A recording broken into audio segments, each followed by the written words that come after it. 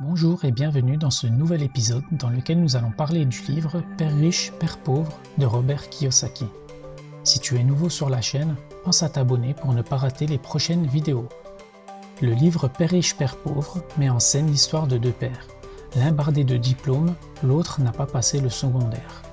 Croyant joueur de conditions idéales, le père surdiplômé laissera à sa mort un héritage proche du néant avec même quelques factures impayées.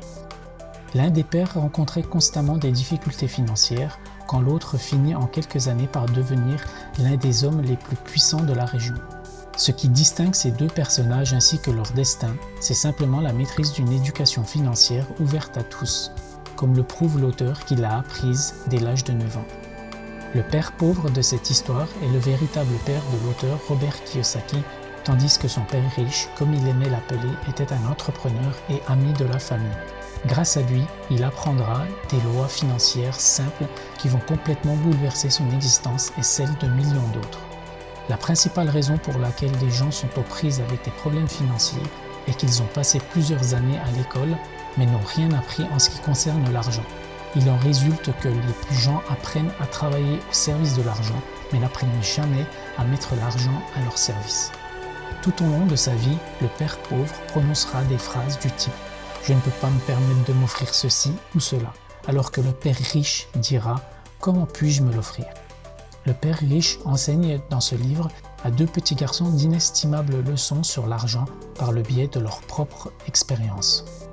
La plus importante d'entre elles étant sans doute de comprendre comment utiliser au mieux son esprit et son temps pour créer sa propre richesse. Apprenez à saisir les opportunités, trouvez des solutions, occupez-vous de vos affaires et surtout, apprenez à faire travailler l'argent pour vous et non plus à en être l'esclave. On ne vous apprend pas à devenir riche à l'école. Le fossé qui se creuse actuellement entre les plus riches et les plus démunis n'est pas dû au hasard. Le système éducatif tel qu'il est construit aujourd'hui ne permet pas de réduire cet écart. Son objectif premier est de vous apprendre à vous insérer dans le mode professionnel tel qu'il est déjà, donc à vous permettre de devenir de très bons employés, pas de très bons employeurs. Et cela fait toute la différence. Le système éducatif actuel n'enseigne pas non plus les bases de la gestion des finances personnelles qui ont permis aux riches de construire leur richesse. Il est de votre responsabilité de vous former et d'utiliser cette connaissance pour acquérir les actifs qui vous permettront de générer des revenus. Le problème n'est pas de savoir combien vous gagnez, mais bien plus combien vous parvenez à mettre de côté. La première étape pour sortir de la rat race est de comprendre la différence entre un actif et un passif.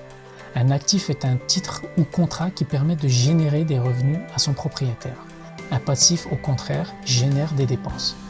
Les pauvres gèrent leur argent au jour le jour. Les personnes appartenant à la classe moyenne achètent des passifs alors qu'ils pensent acquérir des actifs et les riches ou futurs riches construisent une base solide d'actifs leur générant des revenus.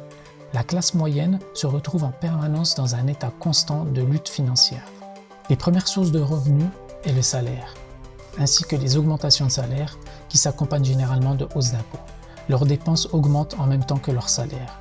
D'où l'expression rat race qui se traduit par une sorte de course effrénée à la consommation et au remboursement concomitant des emprunts contractés pour consommer. Enfin, ils considèrent leur maison comme leur actif le plus important au lieu d'investir dans des actifs qui leur permettent de générer des revenus. Car non, votre résidence principale n'est pas un actif. Les riches restent riches et le deviennent de plus en plus car ils acquièrent en permanence des actifs et leurs investissements génèrent des revenus toujours plus conséquents qui dépassent de loin leur rythme de dépenses. Voilà pourquoi votre résidence principale n'est pas un actif. Numéro 1, vous travaillerez toute votre vie pour rembourser l'emprunt que vous avez contracté. Numéro 2, vos charges d'entretien restent des frais importants. Numéro 3, vous devez vous acquitter de la taxe foncière. Numéro 4, votre résidence principale peut se déprécier si le marché de l'immobilier chute ou si vous achetez en haut cycle. Numéro 5, plutôt que d'avoir investi dans un actif qui vous rapporte de l'argent régulièrement, vous remboursez vos mensualités de crédit à la banque. Autrement dit, le véritable propriétaire de votre maison, c'est la banque. Si vous souhaitez réellement acquérir votre résidence principale, générez d'abord les revenus qui permettront de financer vos mensualités de crédit. Voici quelques exemples d'actifs véritables. Un appartement que vous louez et dont le loyer versé par le locataire vous permet de rembourser la mensualité du crédit contracté pour acquérir le bien. Un business qui ne requiert pas votre présence et dont vous êtes le principal actionnaire. En résumé, les principales étapes pour sortir de la rat race sont 1. Comprendre la différence entre un actif et un passif. 2. Concentrer ses efforts sur l'achat d'actifs générant des revenus réguliers. 3. Maintenir ses dépenses et ses dettes à un niveau minimal. 4. S'occuper de ses propres affaires. Les écoles forment des professionnels.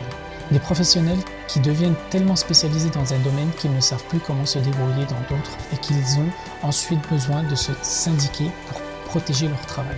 C'est ce genre d'enseignement que Père Riche a transmis à Robert et Mike. Retenir les leçons essentielles dans chaque domaine pour maîtriser les 20% qui apportent 80% de la valeur ajoutée de votre futur business.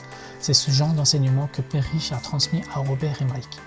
Mike a par la suite repris l'empire que lui laissait son père alors que dans le même temps, Robert créait le sien via l'immobilier. Voici donc le résumé du livre, donc si tu as aimé la vidéo, mets un pouce bleu et abonne-toi pour ne pas rater les prochaines. Tu peux également recevoir des astuces pour commencer ton apprentissage à devenir libre financièrement en t'abonnant à la newsletter dans la description.